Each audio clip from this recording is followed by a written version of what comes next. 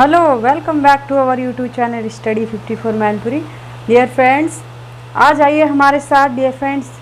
और dear friends देखिए, बहुत ही अच्छी आपके लिए आज क्या गुड न्यूज़ है कि आज मैं आपके लिए एक आपका जो इलेक्ट्रीशियन TG2 का मैंने आपको सिलेबस डिस्कस किया था प्रीवियस वीडियो में, उसी का एक सिलेबस आज मैं आपको स्टार्ट करवाने जा रही हूँ। क्या चीज़ है? रीजनिंग है। और रीजनिंग आज से हम लोग with enjoy and with energy and बहुत ही मज़े के साथ इंटरेस्ट लेके पढ़ेंगे, ठीक है। तो डियर फ्रेंड्स देखिए, आपको आज रीजनिंग स्टार्ट करवा रही हूँ मैं, और रीजनिंग का नोट्स आपको प्रिपेयर रखना है। जैसे मैं पढ़ा रही हूँ वैसे ही आपको नोट्स अपना रेडी करते जाना है, ताकि आपको एग्ज़ाम के टाइम पे रिवीजन करने में हेल्प मिल सके, ठीक है डियर फ्रेंड्स। तो डियर फ्रेंड्स, टाइम को बिना स्पेंड करते हुए चलिए चलते हैं अपने नेक्स्ट टॉपिक पर। टॉपिक है आज आपका, देखिए, रीजनिंग आपके लिए स्टार्ट की है, और रीजनिंग है special for UPRUVNL TG2 and UPRVNL JEE का जो एग्ज़ाम आता है वो, एंड UPPCL JEE के लिए। और डियर फ्रेंड्स, एंड अदर जो भी वनडे एग्ज़ाम है जिसमें भी हमारी रीजनिंग आती है, यानी कि लगभग सारे एग्ज़ाम ही हैं जिसमें रीजनिंग आती है। तो आपके जितने भी एग्ज़ाम है सबके लिए आज मैं रीजनिंग स्टार्ट करवाने जा रही हूँ। और डियर फ्रेंड्स, हमारा मेन पर्पज़ क्या है? अभी मेन पर्पज़ है इस वीडियो को स्टार्ट करने का, जो इलेक्ट्रीशियन यानी कि टेक्नीशियन जो TG2 की वैकेंसी, टेक्नीशियन TG2 की वैकेंसी जो आई है UPRVUNL के थ्रू, उसके लिए मेरा ये मेन टारगेट है रीजनिंग को स्टार्ट करना, ठीक है। एंड अभी UPPCL TG2 का भी एग्ज़ाम होने वाला है, तो उसके लिए भी है। और UPPCL JEE का भी फॉर्म आने वाला है, उसमें भी हमारी रीजनिंग आएगी, उसके लिए भी ये हमारा मेन पर्पज़ है स्टार्ट करने का, ठीक है। चलिए चलते हैं, हम लोग देख लेते हैं आज का आपका चैप्टर नंबर फर्स्ट क्या है dear friends. Alphabet series. Alphabet series को हिंदी में कहते हैं अंग्रेजी वर्णमाला, ओके। अंग्रेजी वर्णमाला के बारे में आज हम डिस्कस करेंगे आपसे। और अंग्रेजी वर्णमाला के बारे में आपने बहुत कुछ पढ़ा होगा डियर फ्रेंड्स। अल्फ़ाबेट तो आपको सभी को आते होंगे, लगभग A से लेकर Z तक की जो ABCD होती हैं आपकी, वही आपकी अल्फ़ाबेट्स कहलाते हैं। और अल्फ़ाबेट सीरीज़ का मतलब है उन्हीं अल्फ़ाबेट्स, यानी कि A से लेकर Z तक की जो अल्फ़ाबेट्स हैं उनको आप किस तरह से, उनसे रिलेटेड कोई भी क्वेश्चन आ जाए आप कैसे करेंगे। तो चलिए सबसे पहले हम देख लेते हैं कि अल्फ़ाबेट्स को लिख लेते हैं, ठीक है। अल्फ़ाबेट्स को लिखेंगे A से लेकर ABCDEFGHIJKLMNOPQRST, टी के बाद UVWXY एंड Z, ओके। अब देखिए इनकी हम लोग नंबरिंग करते हैं, ठीक है। नंबरिंग कैसे करेंगे डियर फ्रेंड्स? देखिए, A को लिखेंगे आप 1, B को लिखेंगे 2, C को लिखेंगे 3, 4, 5, 6, 7, 8, 9, 10, 11, 12, 13, 14, 15, 16, 17, 18, 19, 20, ओके, 21, 22, 23, 24, 25, 26। आपने सुना होगा अल्फ़ाबेट्स के टोटल नंबर ऑफ कितने होते हैं? 26 होते हैं, जिसमें से आपके 5 क्या होते हैं? वॉवेल्स होते हैं डियर फ्रेंड्स, ओके। आपने पढ़ा होगा, बहुत कुछ पढ़ा होगा इंग्लिश में जब आपने पढ़ा होगा तब। तो देखिए हम लोग आज डिस्कस करते हैं इनको, इनकी जो कोडिंग हमने की है 1 से लेकर Z तक की, 1 2 3 4 5 इस तरह से। तो इनको हमें करने का मेन पर्पज़ क्या है? ये नंबरिंग हमने इसलिए की है कि हमें अल्फ़ाबेट्स में हर एक अल्फ़ाबेट का, यानी कि हर एक जो ABCD है, हर एक अक्षर का हमें स्थान पता लग जाए कि अल्फ़ाबेट की जो सीरीज है, जो आपकी वर्णमाला है, उस वर्णमाला में किस अक्षर का कितने नंबर पर स्थान है, ठीक है। क्योंकि हमारे क्वेश्चंस जो हैं वो यहीं से बनते हैं, ठीक है। अब चलिए, आपने इतनी चीज़ को समझ लिया। एक चीज़ आपको याद क्या रखना है डियर फ्रेंड्स, देखिए आप डायरेक्टली ऐसे सॉल्व कर सकते हैं। आप डायरेक्टली सॉल्व क्या कर सकते हैं, देखिए सबसे पहले आपको बता दें बायां और दायां क्या है, ठीक है। तो आपकी जो वर्णमाला है इसमें अगर आपसे पूछता है बायां, तो बायां साइड आपका क्या है, ये साइड है, ठीक है। और दायां पूछता है तो दायां साइड आपका ये है, ओके।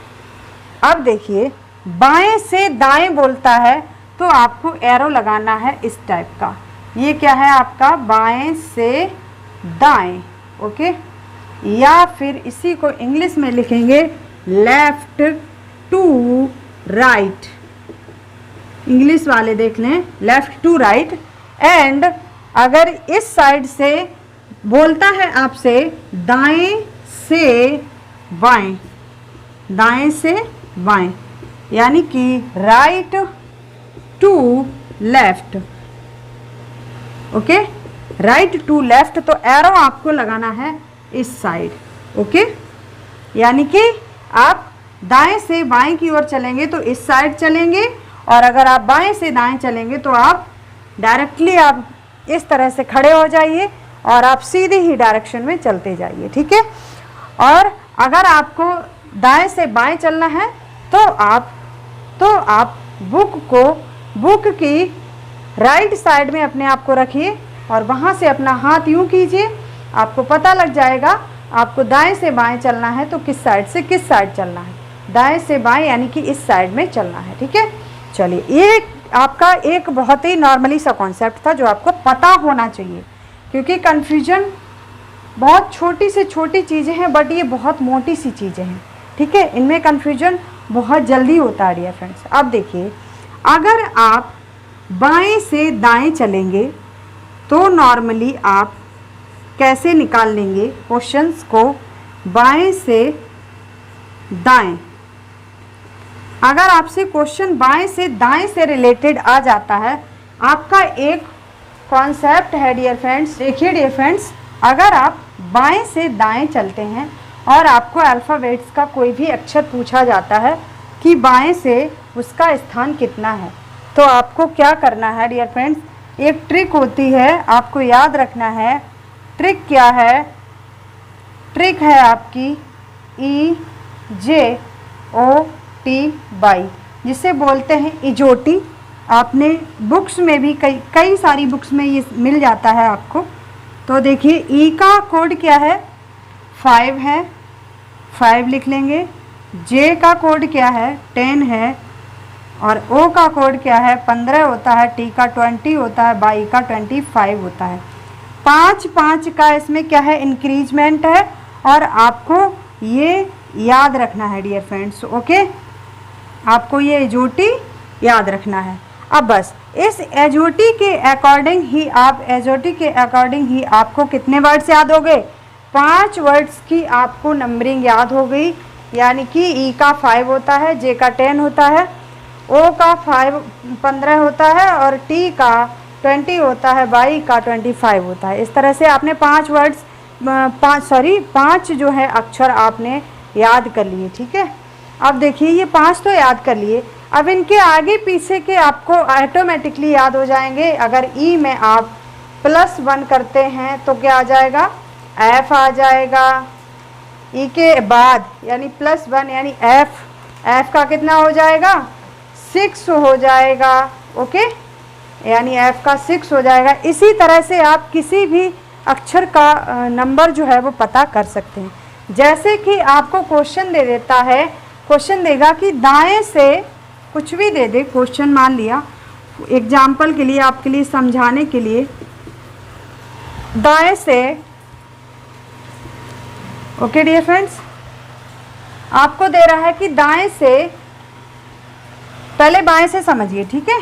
बाएं से आपका फार्मूला लिखा है तो आप लिखेंगे, क्वेश्चन है आपका बाएं से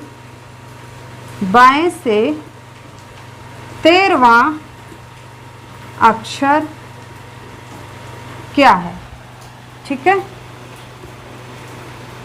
बाएं से 13वां अक्षर क्या है, तो 13वां अक्षर पूछा है डियर फ्रेंड्स।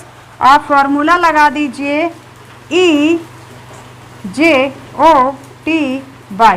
ओके। 5, 10, 15, 20, 25। अब देखिए 13वां अक्षर पूछा है, यानी कि 10 और 15 के बीच में ही होगा। अब 10 में अगर आप +3 कर देते हैं, यानी कि 10 के बाद 13 किसका होगा? देख लीजिए, जे के बाद 3 अक्षर और आप ऐड कर लीजिए, जे के बाद 3 अक्षर और पढ़ लीजिए तो क्या आ जाएंगे? KLM, एम आ जाएगा। ओके, अगर आप 15 के अकॉर्डिंग निकालते हैं तो 15 - 2 कर दीजिए, तभी तो 13 आएगा। 15 - 2 कर दीजिए, यहाँ से 15 - 2 कर दिए, फिर भी आपका एम आ गया। और जे में अगर आपने +3 कर दिए तो आपका एम आ गया। ठीक है,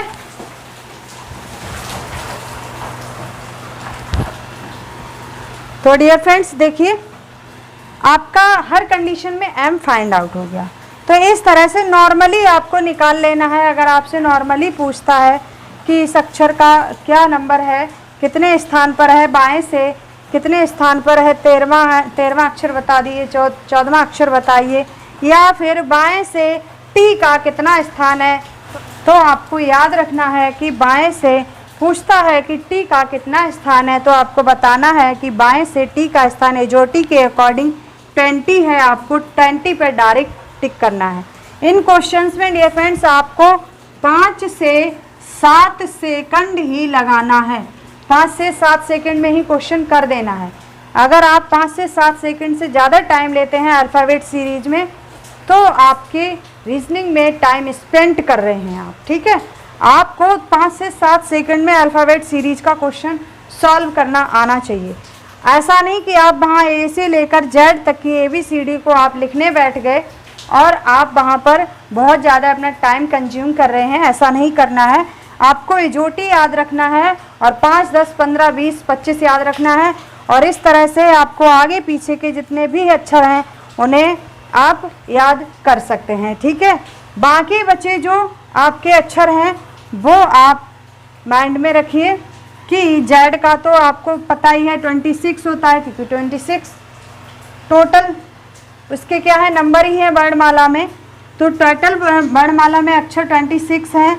इसके बाद जेड से पहले आएगा 22 और 22 का 25 है, आपको पता होना चाहिए। ठीक है, तो 22 और जेड का तो आप नॉर्मली याद ही कर सकते हैं।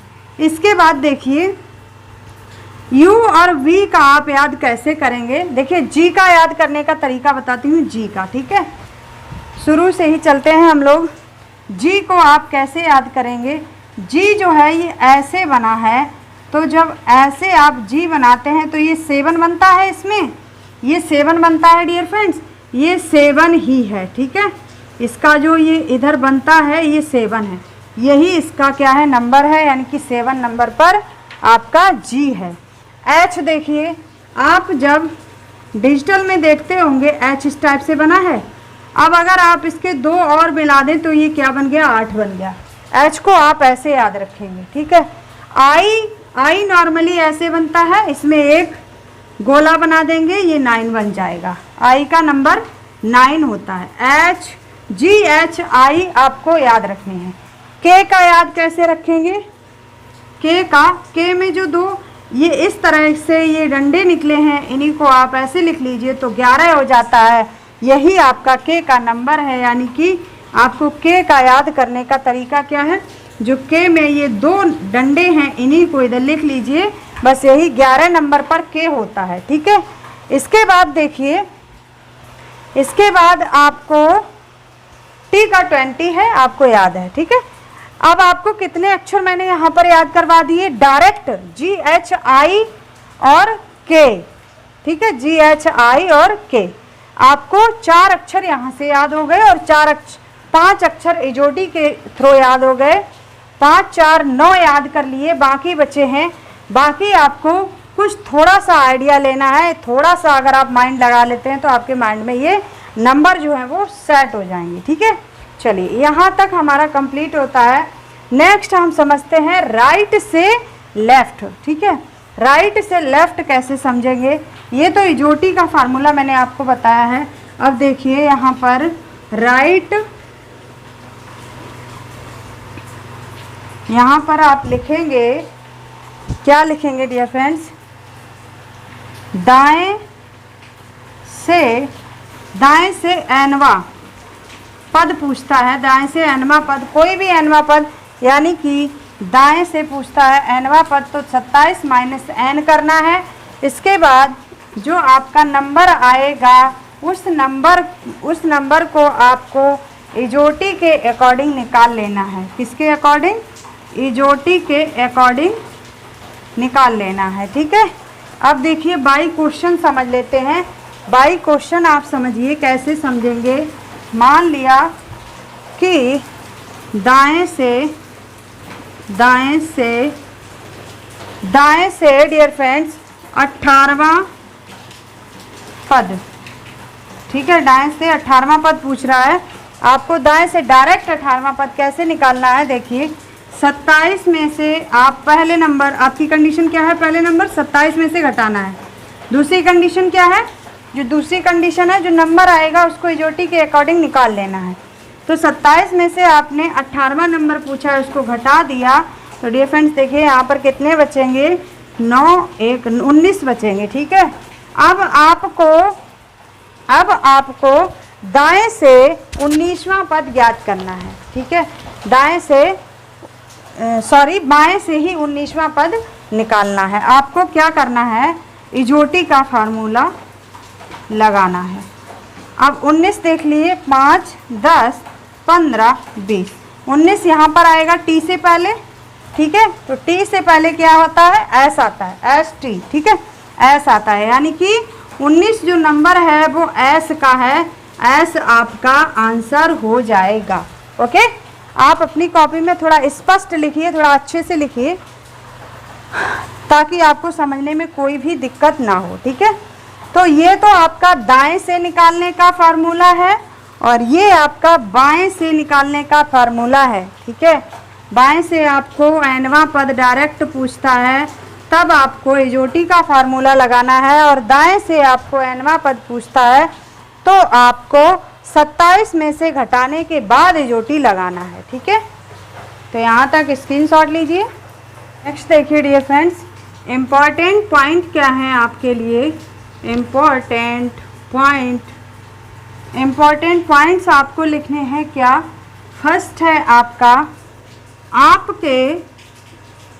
आपके दाएं से, ठीक है, दाएं से, इसका मतलब है अंग्रेजी वर्णमाला के कहाँ से, दाएं से, ठीक है, दाएं से। आपके दाएं से का मतलब है अंग्रेजी वर्णमाला के भी दाएं से। नेक्स्ट पॉइंट है आपका, आपके बाएं से, यानी कि अंग्रेजी वर्णमाला के बाएं से, ठीक है। इस चीज़ को याद रखना है, आपके दाएं से हो या फिर अंग्रेजी वर्णमाला के दाएं से हो, बात एक ही है डियर फ्रेंड्स। इस चीज़ को आपको माइंड में रखना है, कंफ्यूज नहीं होना है, ठीक है। अब देखिए क्वेश्चंस कैसे बनते हैं डियर फ्रेंड्स। देखिए एक बहुत ही इम्पोर्टेंट पॉइंट एक और है, 3 पॉइंट में क्या है, अगर आपको क्वेश्चंस में लेफ्ट दे देता है, यानी कि बाएं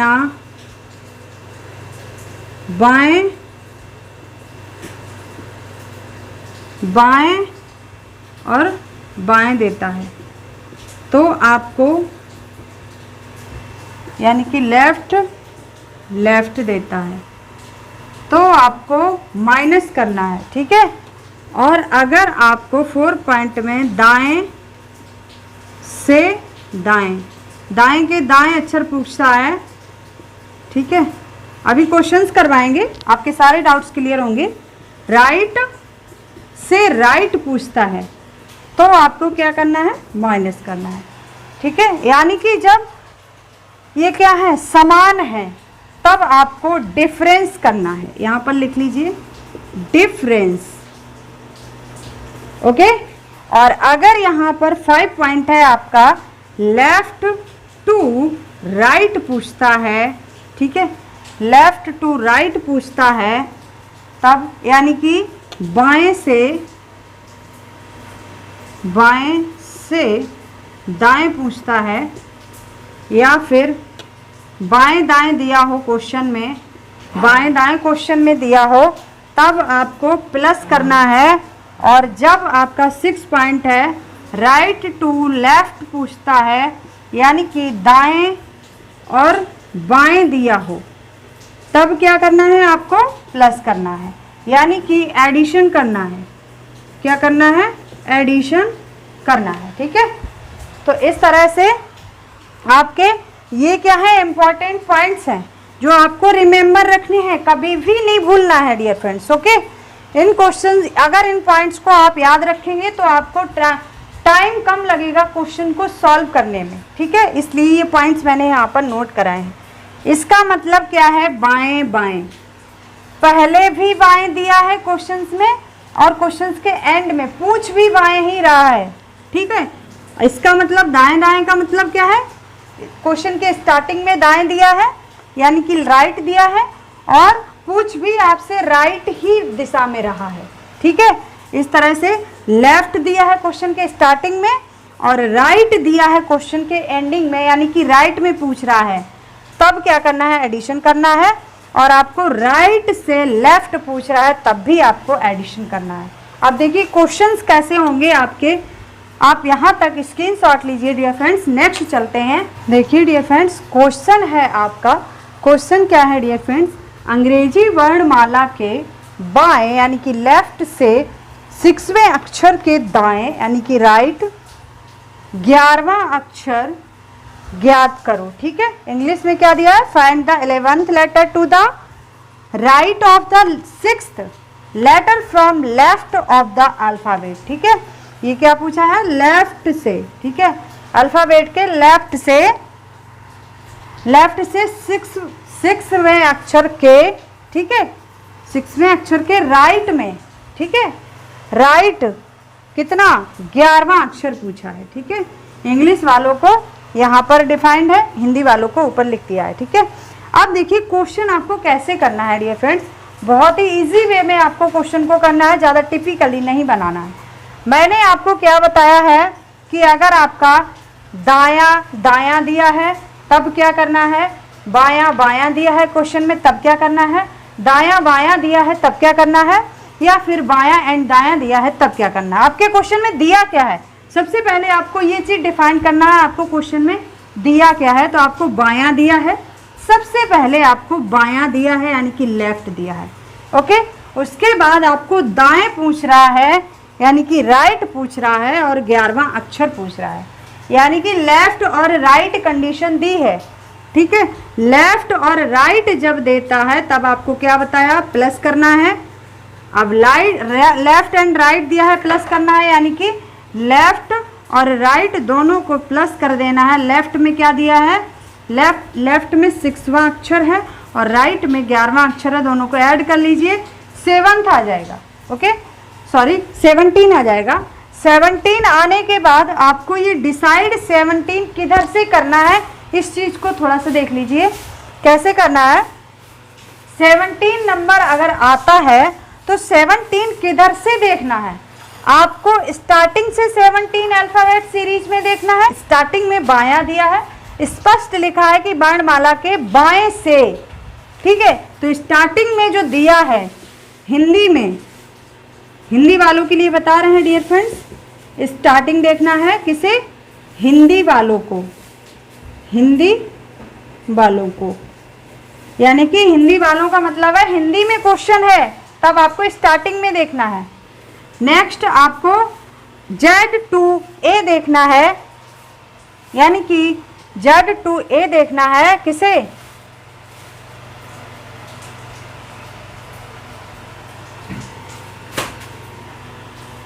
A to Z, इसमें तो समझ में आ जाएगा, बट Z2A यहाँ पर कंफ्यूजन क्रिएट करेगा, इसलिए A to Z और Z2A हटा देते हैं। स्टार्टिंग और एंडिंग पॉइंट ही याद रखना है। ठीक है, आपको कंफ्यूजन हो सकता है। एंडिंग देखनी है इंग्लिश वालों के लिए। ठीक है, इंग्लिश वालों के लिए एंडिंग देखनी है। एंडिंग में क्या दिया है, लेफ्ट दिया है। ठीक है, तो आपको लेफ्ट से देखना है।